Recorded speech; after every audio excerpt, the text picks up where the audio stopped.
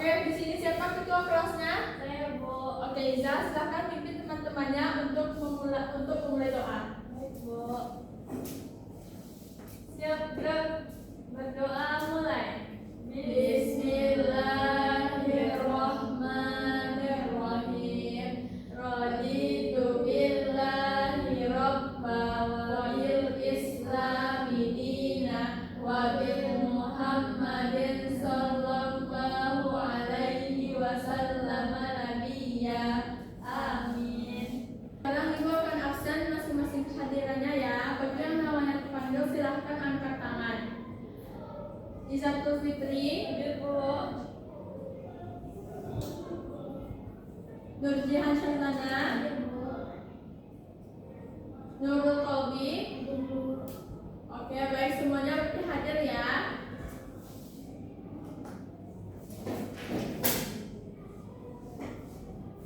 Oke, sekarang anak-anak semuanya hadir.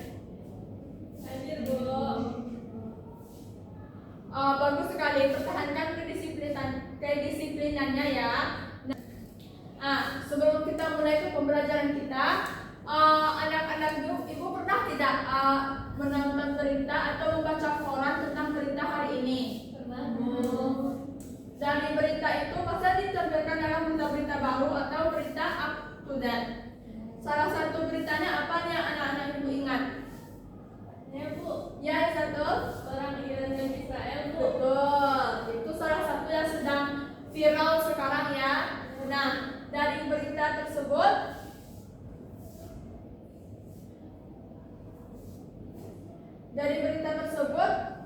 kita sudah tahu tidak berita itu benar-benar terjadi atau fakta atau tidak? Tahu, Bu.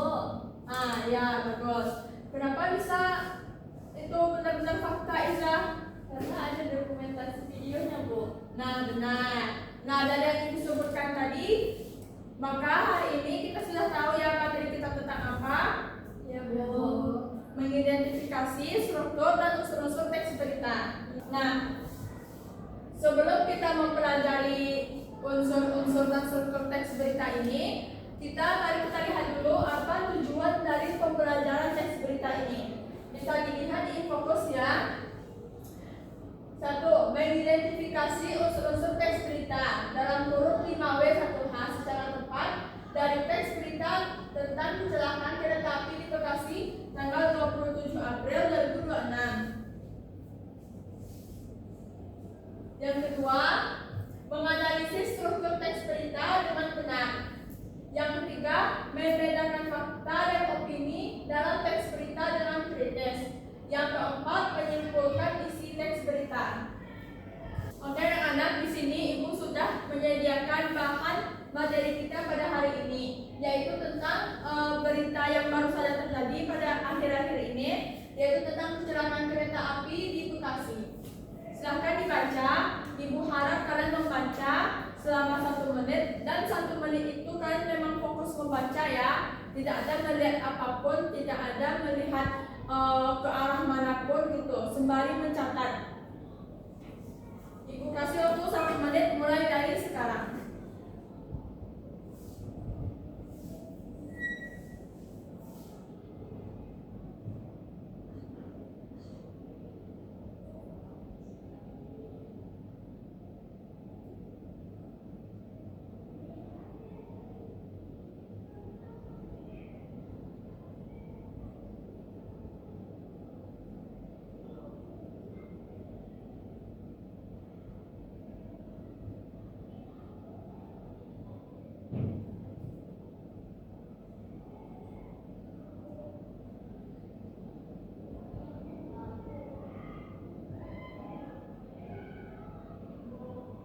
Detik lagi.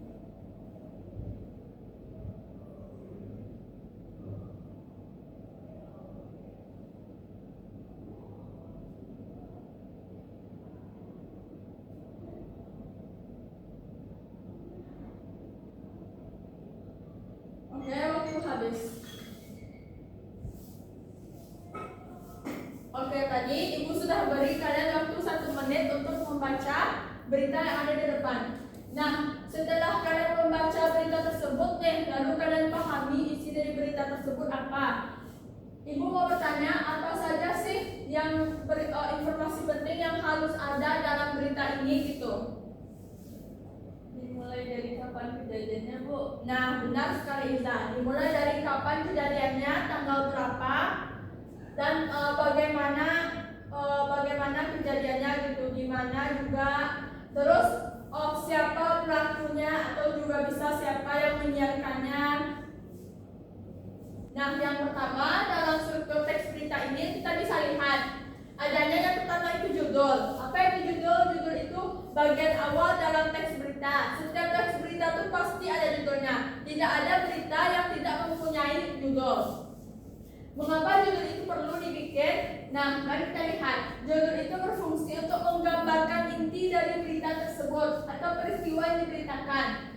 Gimana judul itu bisa menarik? Kita harus membuatnya dengan singkat, jelas, dan menarik. Yang kedua ada orientasi. Apa itu orientasi?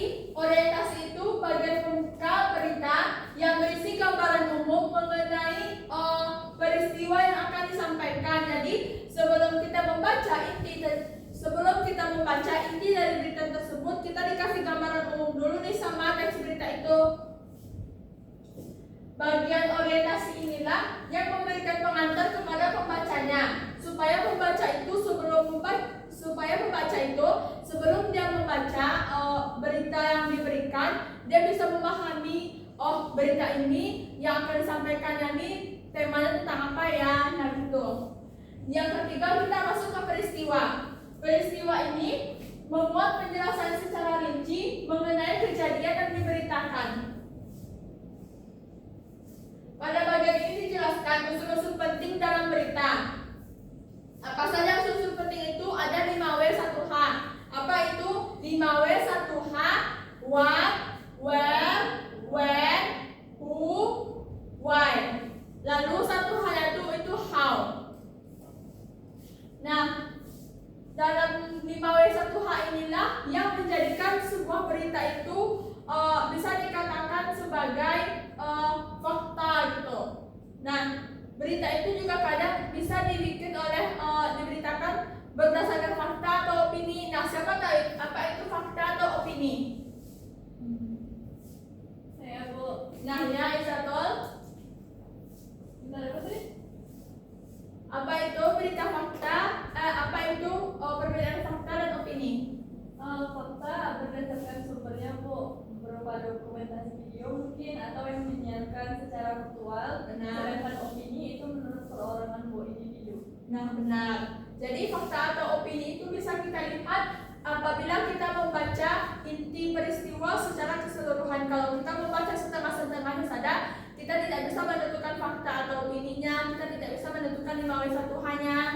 Yang terakhir itu ada sumber berita. Sumber berita itu bagian yang memuat keterangan narasumber atau pihak yang memberikan informasi terkait peristiwa. Keberadaan sumber berita ini bertujuan untuk memperkuat keakuratan informasi yang disampaikan gitu. Jadi kalau kita masih ragu walaupun suatu berita itu masih ada 5W1H-nya, kita masih ragu nih berita ini benar atau tidak ya. Jadi kita bisa lihat sumber dari berita itu, dari mana berita itu didapatkan gitu. Apabila kita mendapatkan kiriman berita dari orang gitu, kita harus melihat siapa sumber pertama kali yang mencetuskannya.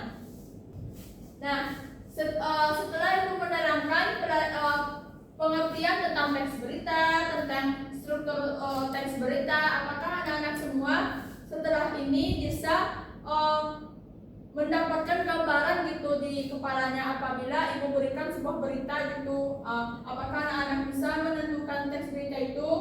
Paham semuanya? Paham, Bu. Nah, sekarang ibu akan membentuk kalian menjadi satu kelompok. Nah, anak-anak ibu sekarang kalian sudah menemukan kelompoknya masing-masing kan? Nah, ibu sudah menyiapkan RKPD untuk kalian. Kalian harus mengerjakan tugas sesuai dari teks berita yang ibu sediakan. Kali ini teks beritanya tentang kecelakaan kereta di Bekasi. Nah, sekarang ibu kasih waktu kalian untuk mendiskusikan teks berita yang sudah ibu berikan ya, 5 5 menit waktunya. Jika ada yang tidak paham atau ragu, bisa kalian tanyakan ke ibu ya. Ibu. Nah, 5 menit dimulai dari sekarang. Ini identifikasi mau satu hak. Yang pertama, apa yang terjadi, yaitu kecelakaan kereta api.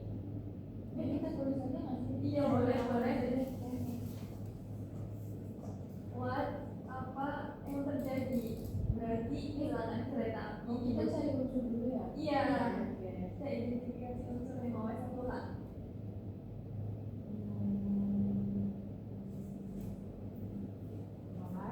Terus where, di mana? Di Bekasi. Oh, berarti langsung aja tuh. Iya. Oke. Kan bisa. Terus apa lagi? When, di mana? Kapan? When di mana? When kapan? Kapan terjadinya itu pada 27 April 2026 malam.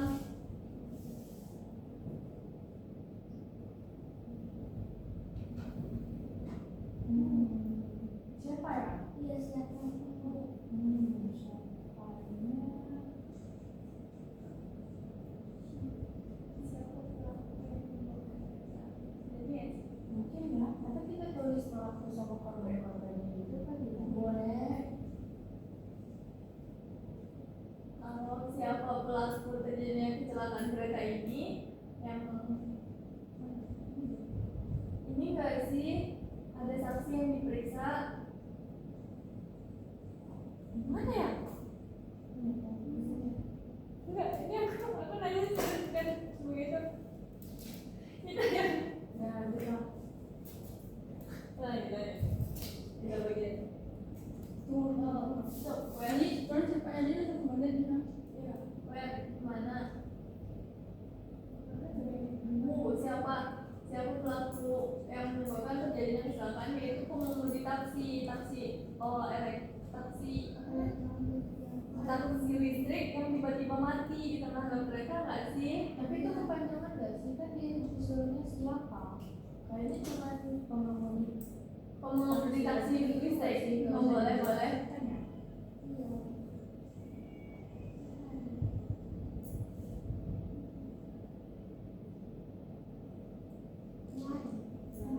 Kenapa?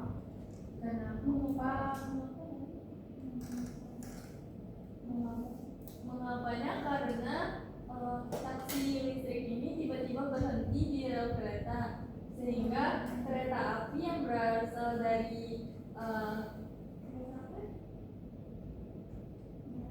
Sekarang menuju Jakarta berhenti. menuju Jakarta berhenti. Maka lewatlah kereta Bromo Anggrek yang melaju dari arah Jakarta, sehingga bertabrakan, terjadilah kecelakaan. Itu nggak sih? Iya. Ini kita udah buat. Ini juga udah. Biarnya udah. Biarnya udah. Terus tadi iya tinggal tahu ya. Tahu itu berarti bagaimana terjadinya? Iya. Bagaimana terjadinya? Oh itu tadi yang bagaimana itu tadi yang kamu ngomong? Iya, bagaimana terjadinya itu? Pertama kan taksi listrik ini tiba-tiba mati di tengah rel kereta, sehingga KRL yang menuju dari arah Cikarang menuju Jakarta berhenti. Nah, maka dari itu kereta yang Bromo Anggrek melaju dari arah Jakarta juga mau dari Cikarang ke Jakarta, yang di belakang sesuai estimate waktunya masuk, tapi tiba-tiba tertabrak karena kereta ini berhenti. Kita terus Iya. masuk ke struktur aja deh dulu. Sekadar yang menulis ini kan masuk ke struktur. Boleh.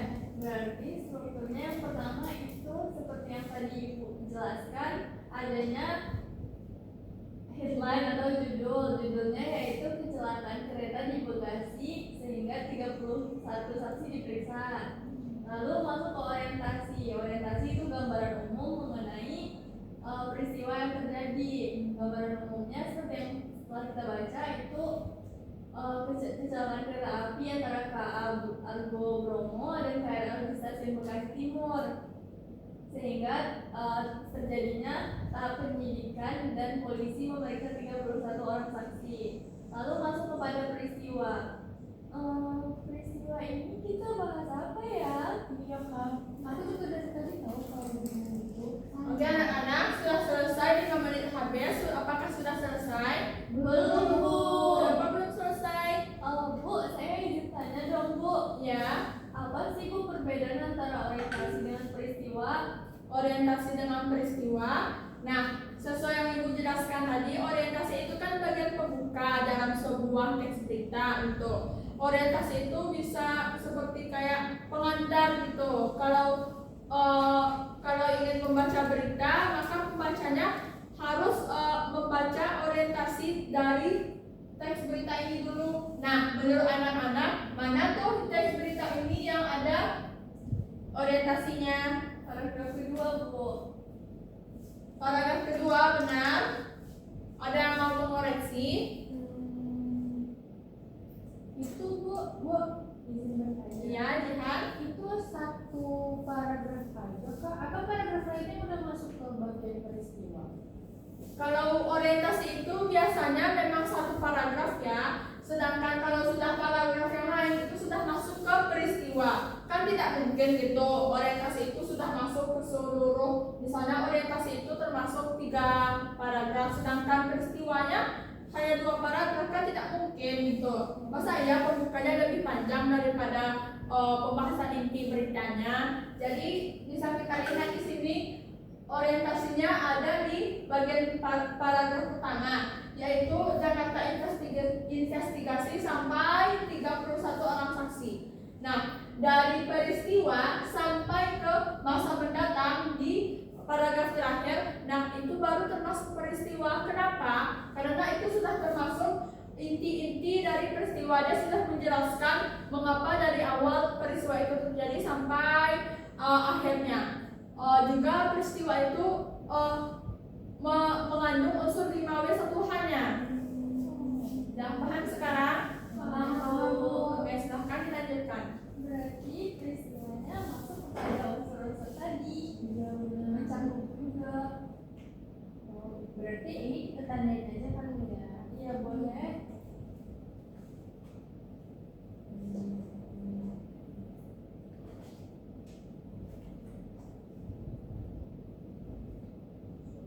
Terus sumbernya ini ya yang bawah. Iya, di detik.com. Kita tulis linknya mbak. Boleh.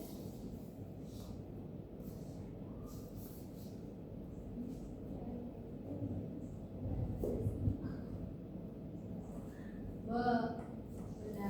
Nah, sudah selesai mendiskusikan secara berkelompoknya? Sudah, Bu. Oke, sekarang Ibu tugaskan anak-anak Ibu untuk maju perwakilan kelompok untuk mempresentasikan hasil diskusi kelompoknya. Siapa mau? Saya, Bu. Oke, satu silahkan maju. Dan anak-anak yang lain mohon diperhatikan ya izatulnya apabila ada yang ragu ataupun mau menyampaikan pendapatnya, bisa dikatakan kepada Iza setelah Iza menyampaikan hasil diskusinya. Teman-teman, di sini saya perwakilan dari kelompok 1 akan menjelaskan hasil diskusi kami, yaitu ada identifikasi unsur-unsur teks berita. Yang pertama itu apa yang terjadi pada berita, yaitu yang kami dapatkan kecelakaan kereta di api, di mananya yaitu di Bekasi, dan kapan kecelakaan kereta api terjadi, yaitu 27 April 2026 pada malam hari. Dan mengapa kecelakaan kereta api itu terjadi? Dikarenakan taksi listrik yang tiba-tiba berhenti di tengah rel kereta sehingga menyebabkan KRL dari Cikarang yang menuju Jakarta berhenti, dan pada waktu bersamaan kereta Agro Anggrek dari Cikarang ke Jakarta juga masuk pada waktunya sehingga menabrak kereta KRL tadi. Lalu bagaimana siapa saja pelaku yang ada dalam berita, yaitu yang pertama polisi, lalu PT KAI, saksi saksi dan juga korban dan juga si sopir taksi yang berhenti tadi. Lalu bagaimana gimana ini Pak?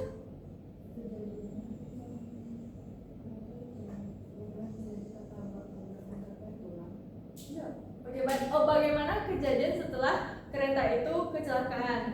Setelah kereta itu kecelakaan, terdapatlah insiden menyebabkan 16 orang meninggal dunia dan 90 orang lainnya luka-luka. Lalu masuk pada struktur teks berita. Yang pertama itu adalah orientasi. Judul beritanya yaitu kecelakaan kereta di Bekasi, 30 saksi diperiksa. Yang kedua itu ada orientasi yaitu kita masuk pada paragraf yang pertama dan juga masuk pada struktur kedua yaitu peristiwa, paragraf kedua, 3, 4 dan juga 5 dan 6. Lalu terakhir yaitu sumber berita. Sumber beritanya yang kita dapatkan yaitu dari tim Detik.com. Lalu kita cuma menemukan fakta. Tadi Ibu menyuruh kita menemukan fakta dan opini. Yang kita temukan dari berita ini hanyalah fakta, yaitu insiden ini menyebabkan 16 orang meninggal dunia karena ini berdasarkan dari fakta yang telah diselidiki oleh polisi. Kemudian presentasi dari saya. Bagaimana Ibu? Setelah Iza mempresentasikan hasil diskusi kelompoknya, sebelum kita mengajukan pertanyaan, mari kita tepuk tangan dulu untuk Iza. Nah, setelah Iza mempresentasikan hasil diskusi kelompoknya, apakah ada anak-anak ibu yang merasa keberatan dengan jawabannya atau merasa ragu? Bisa ditanyakan langsung. Nanti kalau kurang bisa ikut tambahkan jawabannya.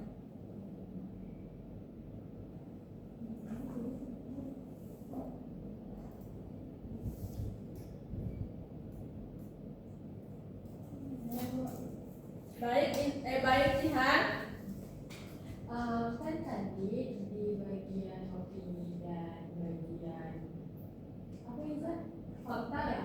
Itu tuh kan di dalam kelompok yang Iza sebutin itu cuma ada faktanya, nggak ada opininya. Tapi kalau menurut saya ya Bu, di bagian teks berita ini tuh ada opininya Bu, di bagian paragraf paling bawah. Karena dia kan itu isinya harapan penulis. Kan harapan itu kayak opini pribadi dari penulis ya Bu. Ya, jadi menurut saya di dalam teks berita ini itu ada opini. Yang pihak PTK ini. Iya. Menyatakan akan mendukung. Terus aku bilang apa dong? Ya benar, itulah opininya gitu. Betul. Tolong ya ditambahin pada PPD PPD. itu tadi Jihan, bagaimana dengan Iza? Apakah Ya. setuju dengan yang dikatakan Jihan? Boleh. Ya. Yang bagus sekali. Sebelum Ibu jawab, mari kita tanya dulu pendapat perwakilan kelompok 1 ya. Bagaimana dengan Iza? Iya, saya setuju Bu, karena tadi kami cuma menemukan fakta bahwasanya insiden itu menyebabkan 16 orang meninggal dunia, itu berdasarkan fakta dan data. Sedangkan opini yaitu menyatakan harapan PTKI, sehingga itu disebut opini. Oke, bagus sekali. Tepuk tangan untuk kita semua. Dan Iza bisa kembali ke tempat duduknya. Terima kasih Bu. Nah, anak-anak ibu sekalian, tadi kan kita sudah mendengarkan hasil diskusi kelompok Izanul tadi. Nah, dari hasil diskusi kita hari ini nih, siapa yang bisa menyimpulkan inti teks berita yang di depan dan juga ciri kelengkapannya? Saya Bu. Baik, Nurul. Jadi, teks berita itu adalah menyampaikan informasi secara nyata atau faktual, disusun secara sistematis dan menggunakan unsur 5W dan 1H agar memudahkan pembaca. Baik, benar sekali. Nah, tepuk tangan dulu untuk Noi dan kita semua.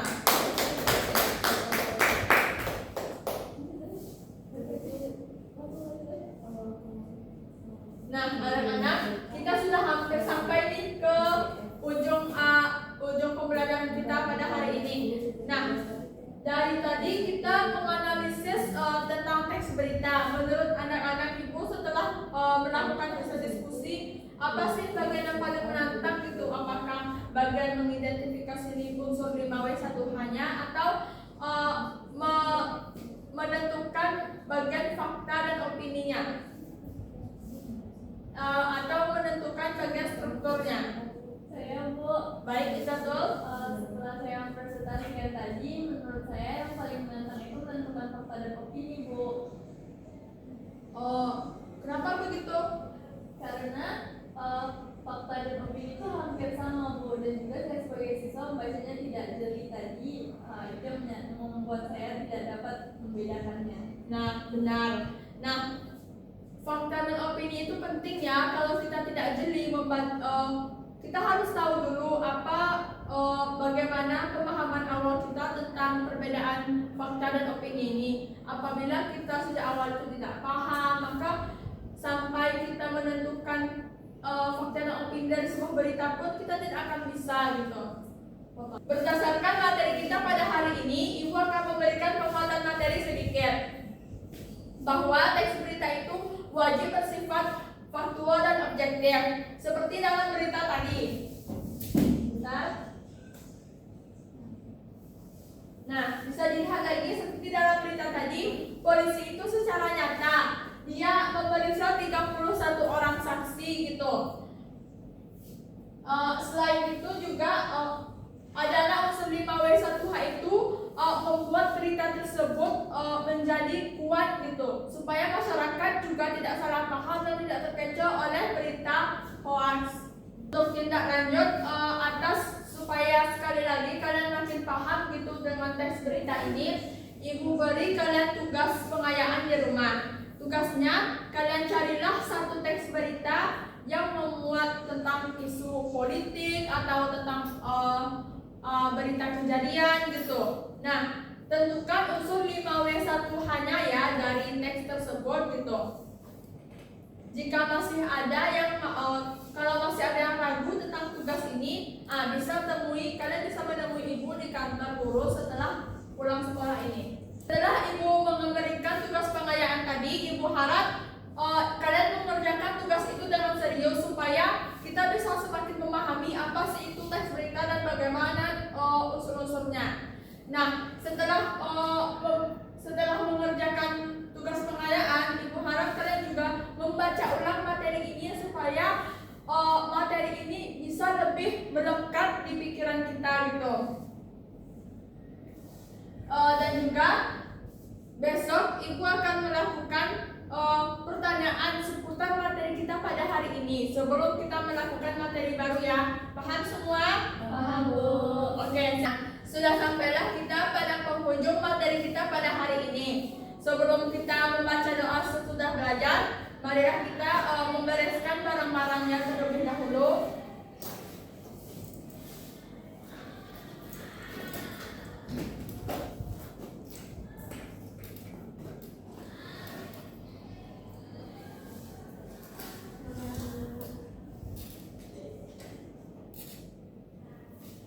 Siapa ketua kelasnya di sini? Saya Bu. Oke, Isatul silahkan pimpin teman-temannya untuk membacakan doa sesudah belajar. Siap gerak.